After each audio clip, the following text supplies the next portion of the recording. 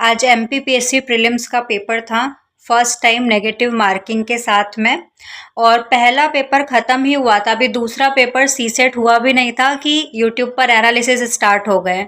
होता क्या है कि सेकंड पेपर भी इक्वली इम्पॉर्टेंट होता है, उसमें भी दिमाग शांत रहना बहुत ज़रूरी होता है, और वो भी इतनी गर्मी में जब पेपर देना हो आपको, है ना। तो पहले पेपर आप देकर आते हो तो फिर आप देख लेते हो एनालिसिस कि अच्छा ये गलत हो गया, ये क्वेश्चन भी मेरा गलत हो गया, वहाँ पर आपको पता चलता है। तो फिर सेकंड पेपर भी आपका थोड़ा सा बिगड़ जाता है। खैर वो तो चलो हो गया, लेकिन अब 2-4 दिन यही चीज़ चलने वाली है, एनालिसिस पर एनालिसिस आएंगे, ये इसका आंसर होगा, ये उसका आंसर होगा। अभी एक नया चल गया है कि क्वेश्चन पेपर का क्वेश्चन का स्क्रीनशॉट लगाते हैं, अपने नोट्स अपनी क्लास का स्क्रीनशॉट लगाते हैं कि ये हमारे नोट्स से आया है क्वेश्चन, ये हमारी क्लास से क्वेश्चन आया है।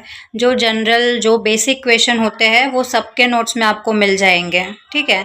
जैसे कि हाथी गुम्फा अभिलेख वाला, या फिर वो प्रजापति की 2 पुत्रियाँ, अभी एक देखा था मैंने, ये हमारे नोट्स से आया है कि सभा और समिति को प्रजापति की 2 पुत्रियाँ कहा जाता है।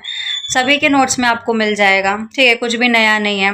विश्व धरोहर स्थल सभी के नोट्स में आपको मिल जाएंगे, तो कुछ भी ऐसा नया नहीं है। और जो कुछ इस टाइप के अतरंगी क्वेश्चन आते हैं तो वो आपसे नहीं बन रहे तो वो किसी से भी नहीं बनेंगे, ठीक है। उन क्वेश्चन से आपका सिलेक्शन कभी भी नहीं रुकता है, इसलिए कोई भी एक नोट्स को आप प्रेफर कर सकते हो, उसी को बार बार रिवाइज करो, ठीक है, यही कहा जाता है।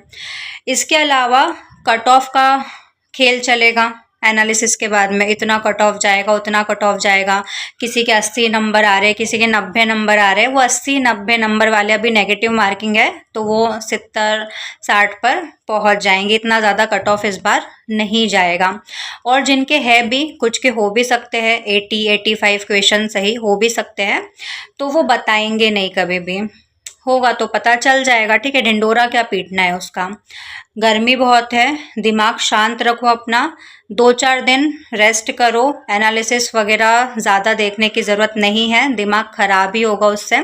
आयोग की आंसर की आएगी ना, उससे आंसर्स मैच कर लेना और रिजल्ट भी जल्दी ही आ जाएगा, तो पता चल जाएगा सिलेक्शन हो रहा है नहीं हो रहा है।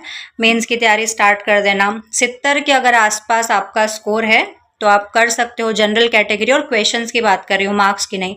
अब तो एक क्वेश्चन 3 मार्क्स का हो गया है। 70 के आसपास अगर आपके क्वेश्चन सही हो रहे हैं क्वेश्चंस, ठीक है, नेगेटिव मार्किंग के साथ कैलकुलेट करने के बाद में, तो फिर आप सेफ मान सकते हो, क्योंकि इतना ज़्यादा भी कट ऑफ इस बार नहीं जाएगा।